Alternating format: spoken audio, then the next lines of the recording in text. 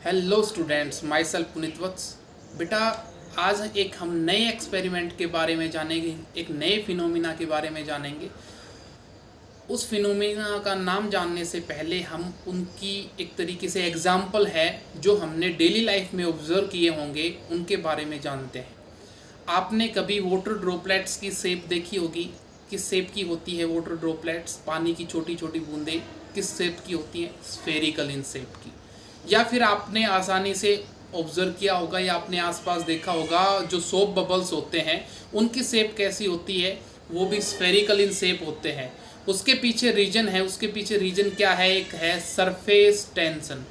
वहाँ पर एक फिनोमिना काम करता है, सरफेस टेंशन। सरफेस टेंशन क्या होती है बेटा?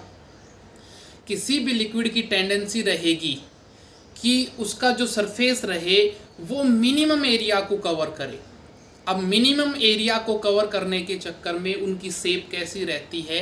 स्फेरिकल शेप रहती है। एक बात करें क्यूब की, तो क्यूब की जो एजेस रहेंगे, किनारे रहेंगे, उनके कारण से जो एरिया है, सरफेस एरिया है, वो बढ़ जाता है। लेकिन जो स्फेरिकल शेप रहेगी वहाँ पर एरिया क्या रहेगा? मिनिमम एरिया रहेगा।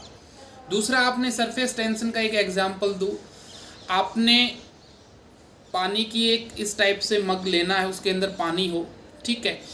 अब उसके अंदर एक जो रेजर ब्लेड आती है अपने पास, ठीक है, वो उसकी डेंसिटी ज़्यादा है क्योंकि आयरन से बनी हुई है, वो पानी के अंदर डूब जानी चाहिए, बिल्कुल डूब जाती है, बिल्कुल सही बात है।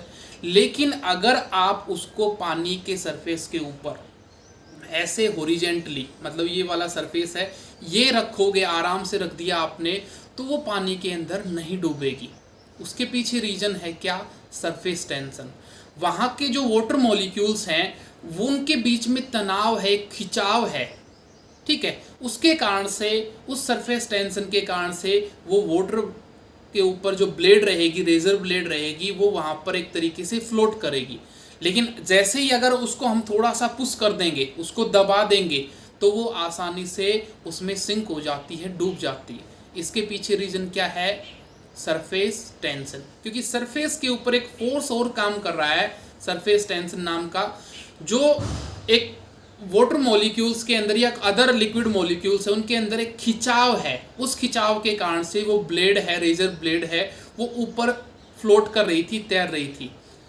लेकिन वैसे वो आयरन की है, जैसे ही हम उसको थोड़ा सा पुश करेंगे, अब आयरन की उसकी डेंसिटी ज़्यादा रहेगी वाटर से, या स्टील की उसकी डेंसिटी ज़्यादा रहेगी, तो वो आसानी से पानी के अंदर डूब जाती है। फ्लोट क्यों कर रही थी? सरफेस टेंशन के कारण से। अब जानते हैं सरफेस टेंशन। सरफेस टेंशन क्या रहेगा? एक टेंडेंसी रहेगी लिक्विड की कि वो मिनिमम सरफेस एरिया को कवर करे। अब मिनिमम सरफेस एरिया को कवर करने का मतलब है कि जैसे कि वाटर ड्रॉपलेट्स हैं, अब बिल्कुल स्फेरिकल शेप की आएगी तभी एरिया मिनिमम होगा। अब जो जैसे कि हमारे पास एक बॉल है, क्रिकेट की बॉल है, उसका जो डायमीटर मापते हैं, अगर इसी शेप का हमने क्यूब बनाया तो उसका एरिया क्या हो जाएगा? सरफेस एरिया क्या हो जाएगा? ज़्यादा। तो सबसे मिनिमम एरिया पॉसिबल किस शेप में होता है? स्फेरिकल इन शेप, ठीक है। एग्जाम्पल के तौर पे भी हम यहाँ पर करते हैं, प्रैक्टिकल के तौर पे, एक्टिविटी के तौर पे।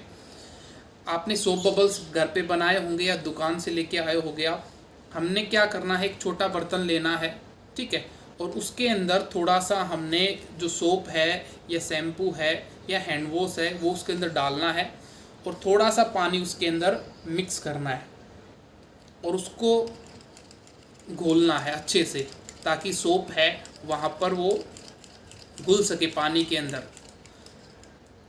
अब आप ऐसे करके देखोगे, यहाँ से एयर का प्रेशर लगाओगे तो ये बबल्स के रूप में कन्वर्ट हो जाता है।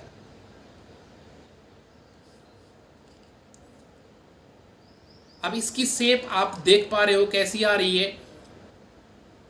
स्फेरिकल इन शेप है, गोलाकार रहेगा इस शेप का। उसके पीछे क्या रीजन है?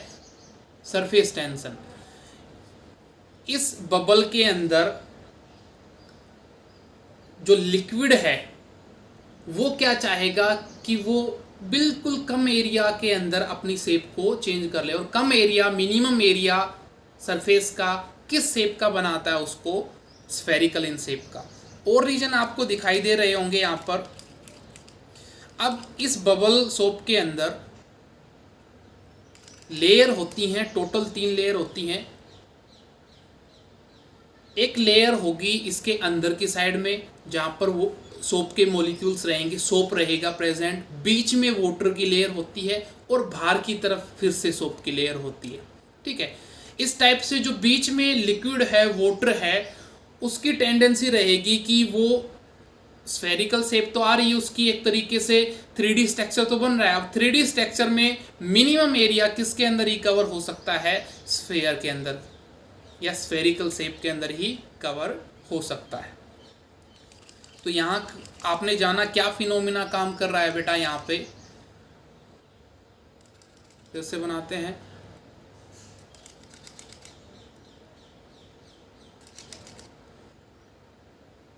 यहाँ पर क्या फिनोमिना काम करता है बेटा? Surface tension.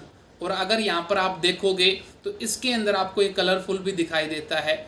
जब लाइट इसके अंदर से पास होती है, जैसे कि रेनबो की फॉर्मेशन होती है, ठीक है, वहाँ पर टोटल इंटरनल रिफ्लेक्शन जो होता है लाइट है, जब इस शेप के अंदर से जाएगी तो 7 कलर्स के अंदर टूट जाती है, स्प्लिट हो जाती है, डिस्पर्जन हो जाता है उसके कारण से ये कलरफुल भी हमें दिखाई देता है। जिस शेप से लाइट आ रही होगी, जिस साइड से लाइट आ रही होगी, तो हमें किस टाइप का दिखाई देगा? ये एक कलरफुल बबल दिखाई देगा। ठीक है बेटा, तो आपको यहाँ से क्या देखने को मिला, क्या सीखने को मिला? जो शेप स्फेरिकल होगी, वाटर ड्रॉपलेट्स की बात करें, जो सोप बबल्स हैं उनकी बात करें, वो किन के कारण से होती है बेटा? Surface tension. कोई भी लिक्विड है वो कम से कम एरिया के अंदर अपने आप को कवर करना चाहेगा। Thank you.